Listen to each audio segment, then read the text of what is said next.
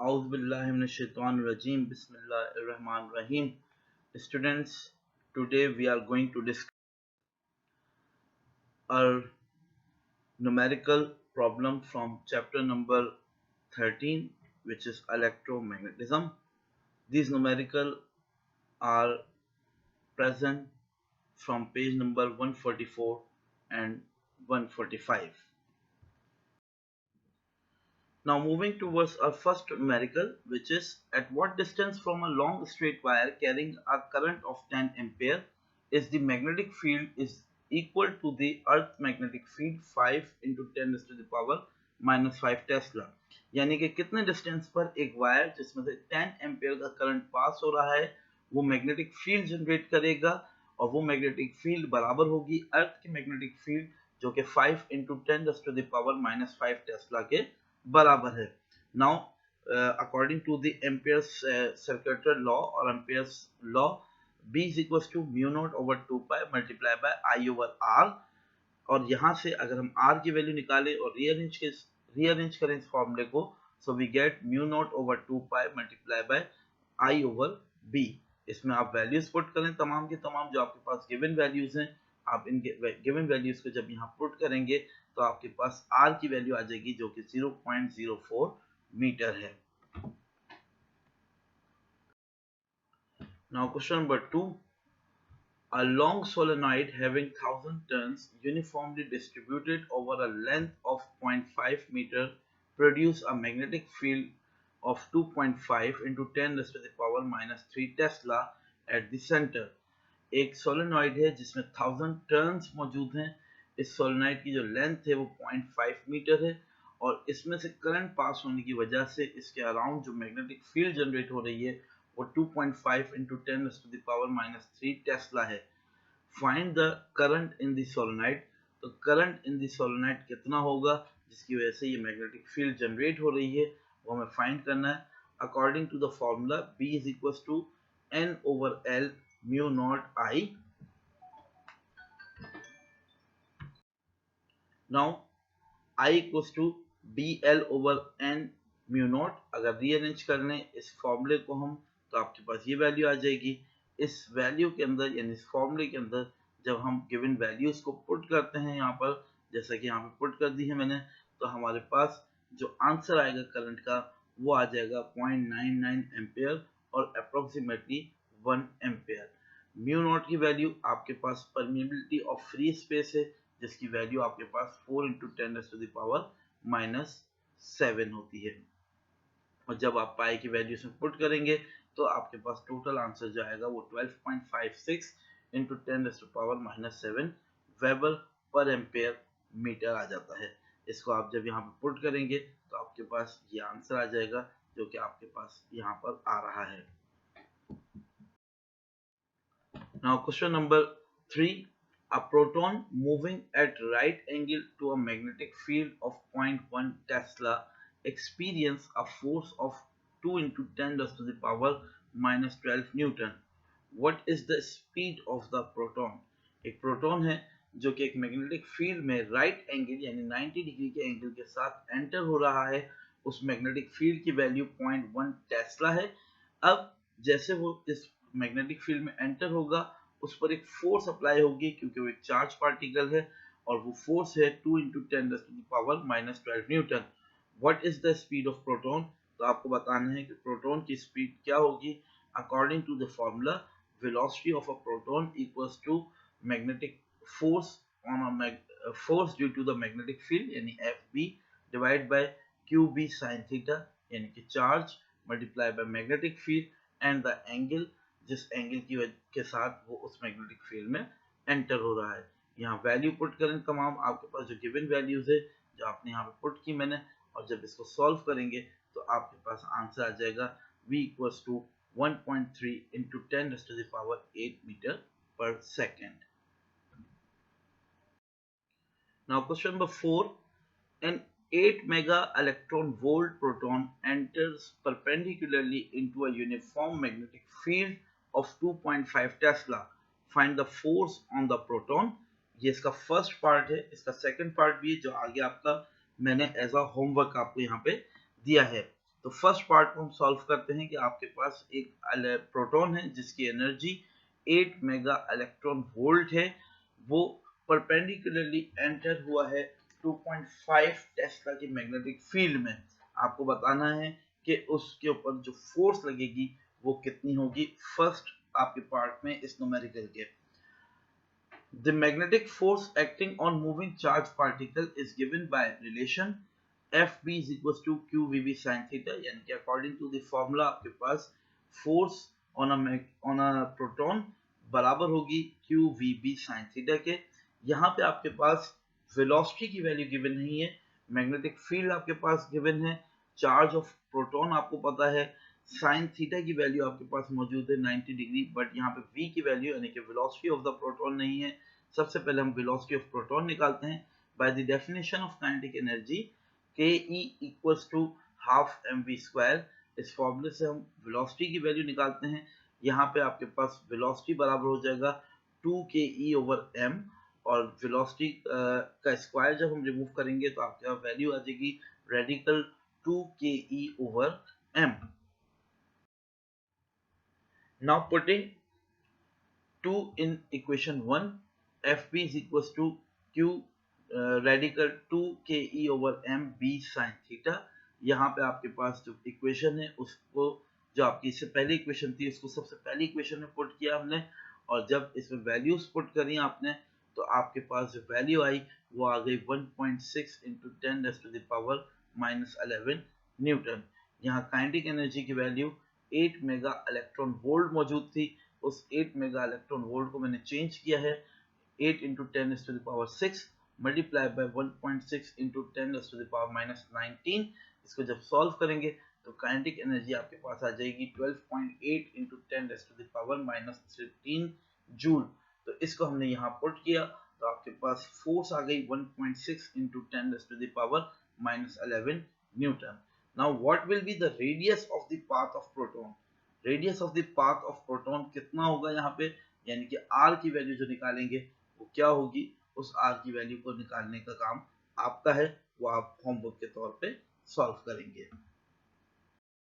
Now question number 5, a wire carrying current 10 milliampere experience a force of 2 Newton in a uniform magnetic field. What is the force on it when current rises to 30 milliampere? एक wire है जिसके अंदर से 10 मिली ampere का current pass हो रहा है और वो एक्सपीरियंस कर रहा है अपने ऊपर फोर्स 2 न्यूटन की इन अ यूनिफॉर्म मैग्नेटिक फील्ड। इस यूनिफॉर्म मैग्नेटिक फील्ड के अंदर हमें बताना है what is the force on it, उसके ऊपर कितनी फोर्स लगेगी अगर उसका करंट जो उसमें से पास हो रहा है उसको बढ़ा के 30 मिली एम्पेयर कर दिया जाए। Now the magnetic force on a current carrying conductor is given by, आपको पता है कि आपके पास मैग्नेटिक फोर्स का फॉर्मूला क्या है। हम इसको दो फॉर्मूला के तौर पे यहाँ पे लिख लेते हैं। एक तो initial F I which is equal to B I small i L sine theta, और second F final which is equal to B I F L sine theta equation 2। Dividing equation 2 by equation 1, दोनों को divide करते हैं equation 2 को by equation 1, we get FF divided by FI equals to BIFL sin theta divided by BIIL sin theta। यहाँ पे आपके पास जब solve करेंगे इसको तो आपके पास वैल्यू रह जाएगी सिर्फ FF over FI is equals to IF over II, और यहाँ पे जब आप इसकी रीअरेंज करेंगे तो आपके पास ये फॉर्मूला बन जाएगा। इस फॉर्मूले में वैल्यू को पुट करेंगे तो आपके पास आंसर आ जाएगा FF is equals to 6 Newton. यानी आपके पास जो फोर्स आएगी अगर 30 मिली एम्पियर का करंट पास हो रहा है उस वायर में से तो वो 2 न्यूटन से चेंज होके 6 न्यूटन हो जाएगी, जो कि आपके पास यहाँ पे ये आंसर आ रहा है। Question number 6, what is the time period of an electron projected into a uniform magnetic field of 10 milli-Tesla and moves in a circle of radius 6 centimeter। हमें यहाँ पर टाइम पीरियड फाइंड करना है कि अगर एक इलेक्ट्रॉन को प्रोजेक्ट किया जाए एक मैग्नेटिक फील्ड के अंदर जिसकी वैल्यू 10 मिली टेस्ला है और वो मूव कर रहा है एक सर्कुलर पाथ में जिसका रेडियस 6 सेंटीमीटर है, यानी कि इलेक्ट्रॉन को हमने मूव प्रोजेक्ट किया है एक मैग्नेटिक फील्ड में वहां एंटर होने के बाद वो 6 सेंटीमीटर के रेडियस के एक सर्कल के अंदर या सर्कुलर पाथ में मूव करना शुरू कर दिया उसने। तो हमें बताना है कि उसका टाइम पीरियड कितना होगा। From the circular trajectory of the charge particle the time period is, हमने फ्रीक्वेंसी वाले फॉर्मूले से यहाँ पे टाइम पीरियड की वैल्यू निकालेंगे जो कि बराबर आएगी 2 पाई m ओवर क्यू बी। इसमें वैल्यू पुट कर देंगे, तमाम वैल्यूज पुट करेंगे तो आपके पास टाइम पीरियड आ जाएगा 3.6 nano second. Question number 7. A 0.2-meter wire is bent into a circular shape and is placed in a uniform magnetic field of 2 Tesla. If the current in the wire is 20 milliampere, then find the torque acting on the loop. यानी कि आपके पास एक 0.2 metre का wire है जिसको हमने bend किया है एक सर्कुलर शेप के अंदर और उसको प्लेस किया है एक मैग्नेटिक फील्ड के अंदर जिसकी वैल्यू 2 टेस्ला है। If the current in the wire is 20 milliampere, अगर उस वायर में से 20 मिलीएम्पेयर का करंट पास करवाया जा रहा है, then find the torque acting on that loop. तो हमें बताना है कि उस लूप के ऊपर जो टॉर्क जनरेट होगा उसकी वैल्यू क्या होगी।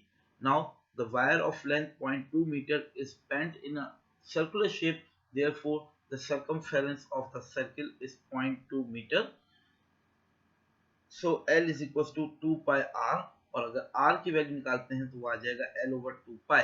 तो r यानी कि रेडियस की वैल्यू आ जाएगी 0.0318 metre by putting the values of length and 2 pi.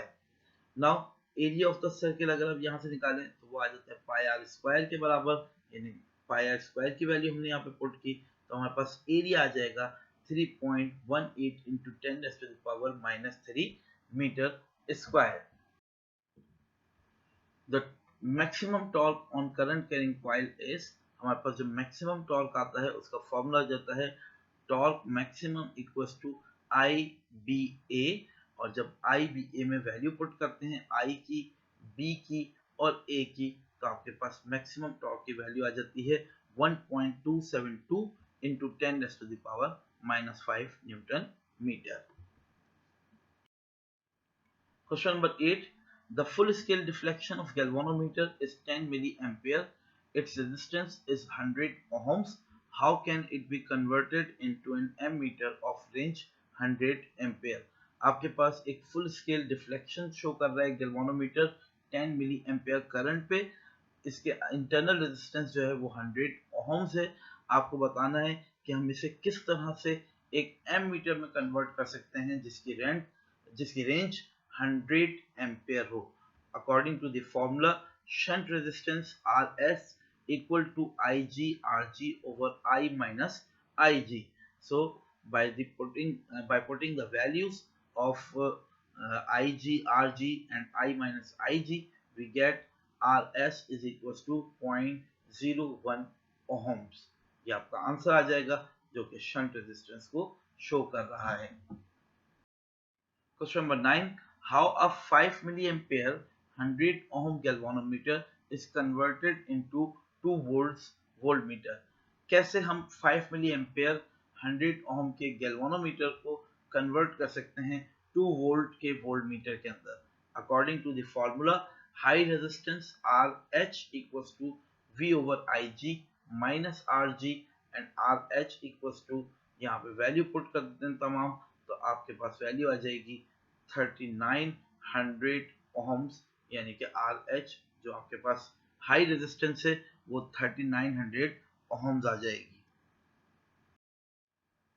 Question number 10. Two parallel wire 10 centimeter apart carrying current in opposite direction of 8 ampere. दो पैरेलल वायर हैं जिनके दरमियान का डिस्टेंस 10 सेंटीमीटर है और इन दोनों में से 8 एम्पियर का करंट पास हो रहा है। What is the magnetic field halfway between them? इन दोनों के हाफ यानी कि मिड के अंदर जो मैग्नेटिक फील्ड होगी वो कितनी होगी वो हमें बतानी है। The net magnetic field is B1 plus B2 by Ampere's law. B net equals to mu naught over 2 pi multiplied by I1 over R plus mu naught over 2 pi multiplied by I2 over R. mu naught over 2 pi को common ले लिया हमने यहाँ पर I1 plus I2 यहाँ पे आपके पास as it is आ गया। नाउ वैल्यू पुट करी हमने I2 और I1 की और म्यू नॉट ओवर 2 पाई की, 2 पाई आर की, तो आपके पास जो रिजल्ट आएगा वो आपके पास आ जाएगा 6.4 इंटू 10⁻⁻⁵ टेस्ला। यहाँ ये जो आर की वैल्यू है वो आपके पास 0.05 मीटर है, यानी कि 10 सेंटीमीटर का हाफ हो जाएगा। Thank you, students. If you have any problem or having any query, then you can ask me on my WhatsApp number and through Google Classroom. Thank you again.